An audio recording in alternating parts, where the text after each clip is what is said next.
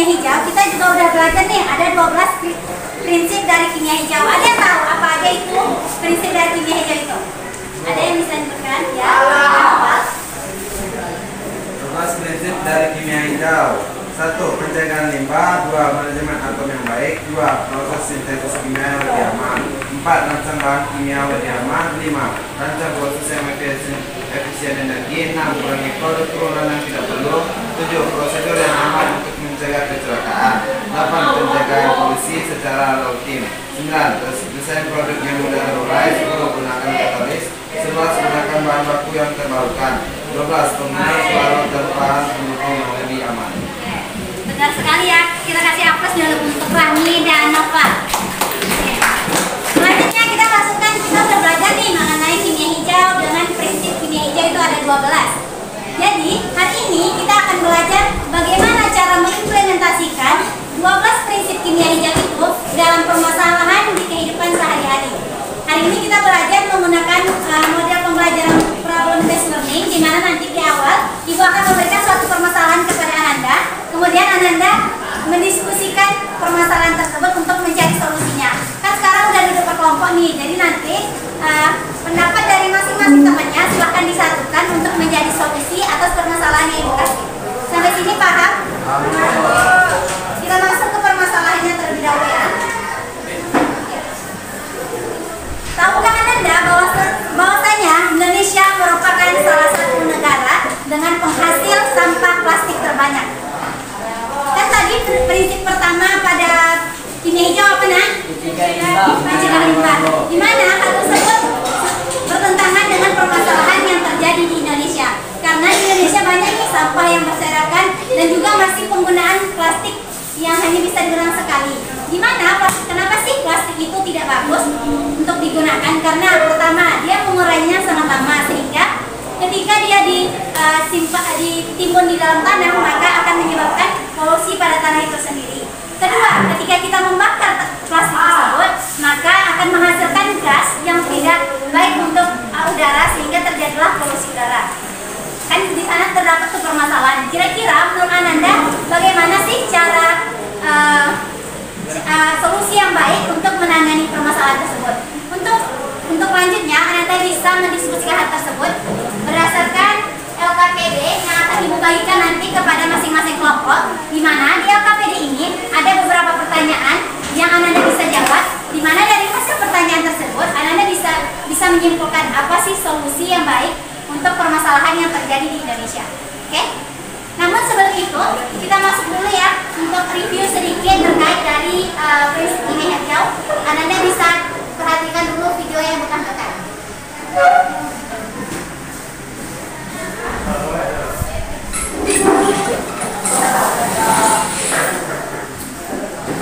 Terjadinya kasus-kasus keracunan gas berbahaya di industri atau pertambangan yang terjadi, baik pencemaran udara, bumi, laut, baik pencemaran kimia atau sampah-sampah yang tidak bisa diurai.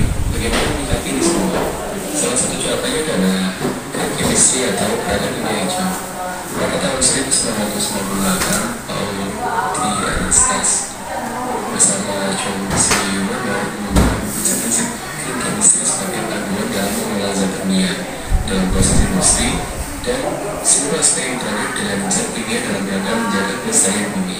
Prinsip-prinsip tersebut adalah: yang pertama, memprioritaskan pencegahan pembentukan limbah dibanding kebersihan atau penanganan limbah. Prinsip kedua, diupayakan pengurangan limbah sejak level molekuler dan pemeliharaan yang lebih efisien dan limbah.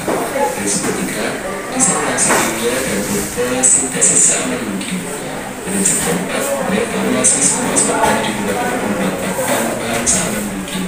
Prinsip kelima, desain pemrosesan menggunakan energi seminim mungkin. Prinsip keenam, hindari produk lain atau produk turunan yang tidak dimanfaatkan dengan berbagai cara seperti potato growth. Prinsip ketujuh, memilih dan mengembangkan prosedur proses kimia yang paling aman. Prinsip kedelapan, memonitor berkelanjutan untuk menghindari kemunculan atau polusi. Prinsip kesembilan, desain bahan kimia yang mudah terurai dan tidak menghasilkan polusi atau akumulasi di lingkungan. Prinsip yang ini setelah melewati jangan sampai ada limbah atau polusinya. Prinsip ke-10, gunakan batas untuk meminimalkan energi dan waktu yang dibutuhkan proses kimia. Prinsip ke-11, gunakan bahan yang terbarukan. Prinsip ke-12, pilih perantara yang terutama. Prinsip ini mirip seperti memilih bahan kimia yang paling lama. Bagaimanapun proses kimia selalu membutuhkan pelari untuk melangsungkan prosesnya, seperti contohnya air untuk memasak. Dengan 12 prinsip Indonesia dan gunakan kimia hijau. Apakah sesuai dengan apa yang ditampilkan di video dengan yang sudah kita pelajari sebelumnya, nak? Sekarang kita Ibu akan memberikan LKPD ini untuk agar Ananda bisa memecahkan suatu permasalahan tersebut. Oke?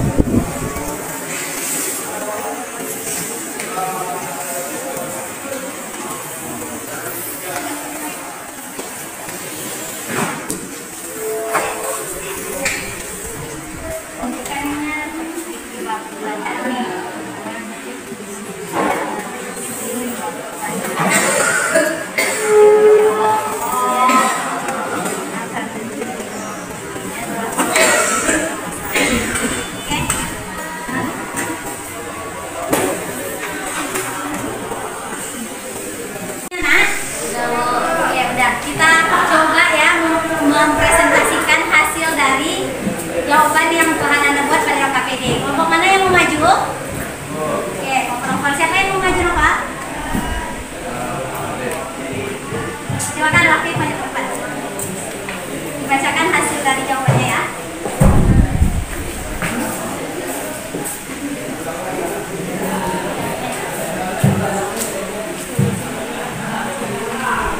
Dari prinsip kimia hijau ke-1 yaitu banyaknya sampah, di mana Indonesia merupakan penyumbang sampah plastik terbesar kedua di dunia, 1,23 miliar metrik ton.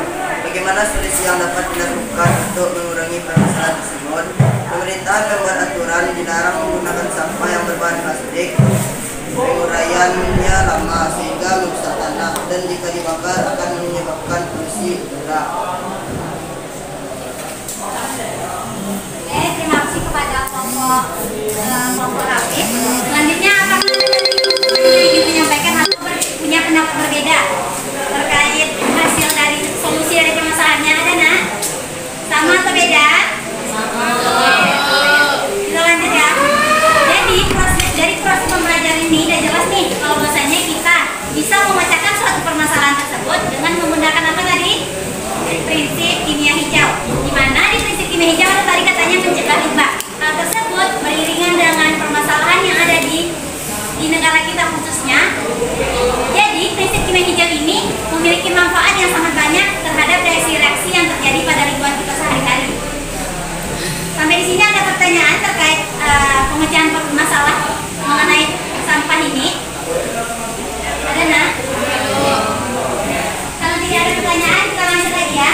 Ibu akan memberikan beberapa soal post test sebagai pembuktian apakah Anda paham dengan materi yang telah kita pelajari pada pertemuan selanjutnya dan juga pada pertemuan ini.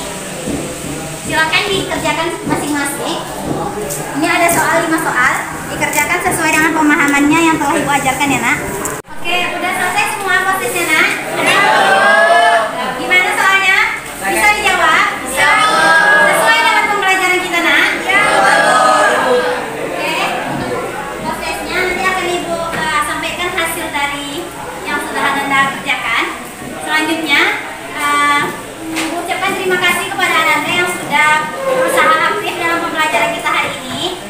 Harapannya ke depannya Anda bisa lebih aktif lagi, bukan hanya orang-orang yang sama yang ingin berpendapat, yang ingin menjawab pertanyaan Ibu, ataupun yang ingin maju ke depan. Sampai di sini paham, nak? Selanjutnya, mungkin untuk pelajaran kimia hijau, materi kimia hijau, ini adalah materi terakhir tentang kimia hijau. Untuk pertemuan selanjutnya kita akan mempelajari mengenai pemanasan global. Silakan Anda baca mengenai pemanasan global untuk pertemuan selanjutnya. Sampai di sini ada yang ingin ditanyakan terlebih dahulu?